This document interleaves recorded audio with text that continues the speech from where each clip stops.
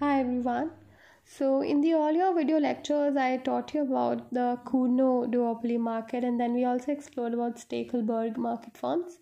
In this section, I'm picking this particular section from Salvatore book for microeconomics, and I'm going to teach you about how the interdependence, which is prevalent in oligopolistic market forms, is going to be acknowledged when we talk about the kinked demand curve models, and it's going to be unacknowledged when we talk about the Cournot models. So basically in the Cournot model, the firms will not recognize that there is an interdependence or rivalry between them. They're going to produce simultaneously. So the actions do not in any form display some sort of rivalry, okay, like price wars or the quantity wars. No, that doesn't happen. But in the case of a kinked demand curve model, we'll see how there will be price rigidity in the market. So let's begin. So in this video, we'll talk about Cournot, and in the next video, I'm going to teach you about the kinked demand curve. So as I said that in Cournot, we are assuming that there are only two firms, and both of these firms sell an identical product. They're saying let it be some spring water. Okay, and then the basic assumption made in the Cournot model is that while trying to maximize profits, each of the firm assumes that the other duopolist holds its output constant at the existing level. The result is a cycle of moves and counter moves by the duopolists until each sells 1/3 of the total industry output. So this is a conclusion that we're going to arrive at towards the end of our lecture, and let's begin. So in both of these diagrams, this phenomenon is being reflected. The only difference is that in this diagram, we try to do a dissection of what is happening to the demand curves by also bringing in the marginal revenue curves. Okay, so we'll start with the market demand curve. Consider the market demand curve is this one, DA, with 12 price, 12 quantity. Here also 12 price, 12 quantity. So that's the market demand curve. And then initially, we have just firm A in the market. Okay, so initially we're saying that we have just firm A in the market. This is a market demand curve, and also the marginal costs is 0. In this particular oligopoly model, we do not have any marginal cost. Okay, the marginal cost is 0. So corresponding to this market demand curve, when you have just one firm producing this good, this market demand curve will also make the demand curve of that firm A. So firm A's market demand curve is the same as the demand curve of the entire market, and corresponding to the demand curve, you draw the marginal revenue curve. And always remember, you draw your marginal revenue curve at the midpoint of the distance between origin and the horizontal intercept of the demand curve.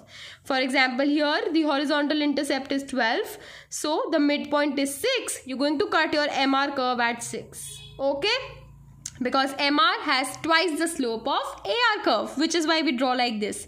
So that's the geometrical way of going about it. So this is my marginal revenue curve, and we also know what is the point of profit maximization. MR equals to MC. MC is in my context 0. So MR equals to 0 at the origin at a point like 6.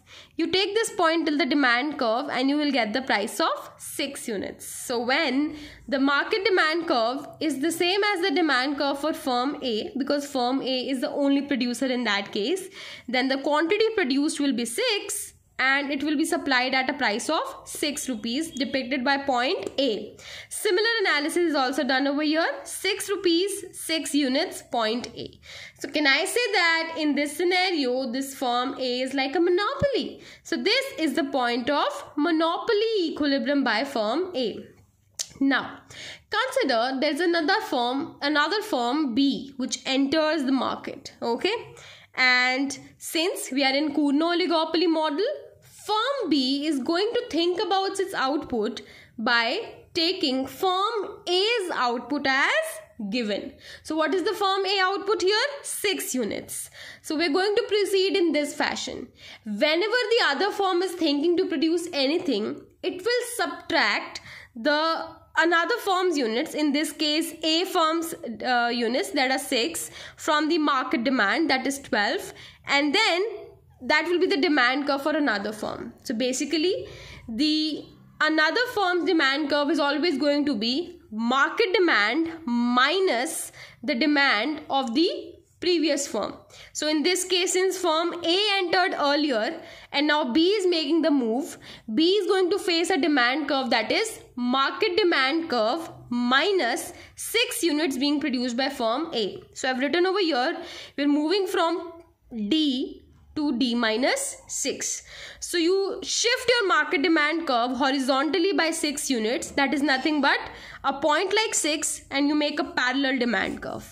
Okay, that is DB, or the demand curve for firm B, which is the demand curve shifted 6 units horizontally.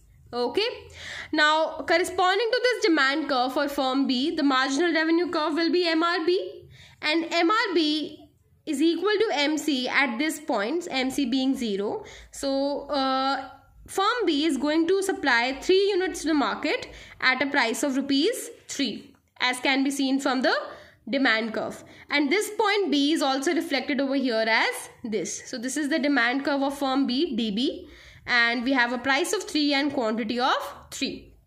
Now again, looking that firm B has entered and produced 3 units, firm A will notice this, and firm A will utilize this information by subtracting 3 units from the market demand curve and then looking at its own demand curve.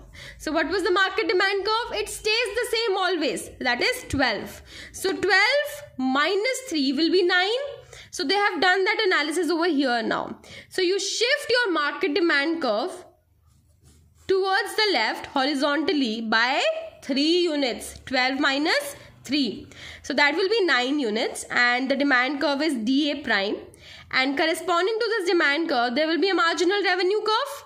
Marginal revenue curve will cut at the midpoint. Midpoint of 9 is 4.5. So at 4.5, marginal revenue curve will cut, and MR is equal to MC at this point. So you will have a price of 4.5 rupees and quantity of 4.5 rupees. Price as mapped along the demand curve A prime. Okay. So now this firm A is producing 4.5 units at a price of 4.5 rupees.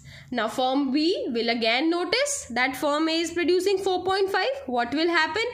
Again, you subtract 4.5 unit from the market demand curve, shift it horizontally. That will be the demand curve for firm B. So 12 minus 4.5 is 7.5. So somewhere here, there should be a demand curve for firm B now. Now firm B's demand curve will have a corresponding marginal revenue curve also, and there will be some point over here, midpoint of 7.5. And this will somewhere be near point E.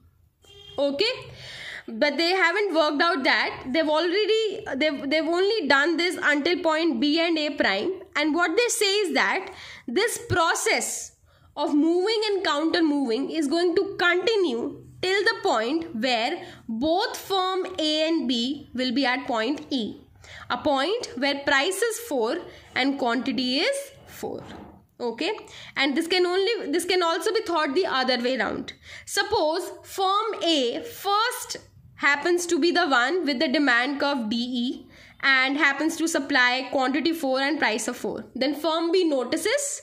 What will firm B do? Make a counter move. Counter move by shifting the market demand curve by the size of firm A's output, that is 12 minus 4, that is 8 units. So if you shift the market demand curve 8 units to the left, that is going to give you 4 units to the left, that is going to give you the demand curve DE itself, that is the same demand curve. You see the beauty? That if firm A was to first enter in such a fashion that it was the first to arrive at a demand curve like DE and produce at a point like E, then firm B noticed and then shifted the market demand curve by 4 units. It is again at the same demand curve, such that both of these firms have foolishly ended up at a point like E.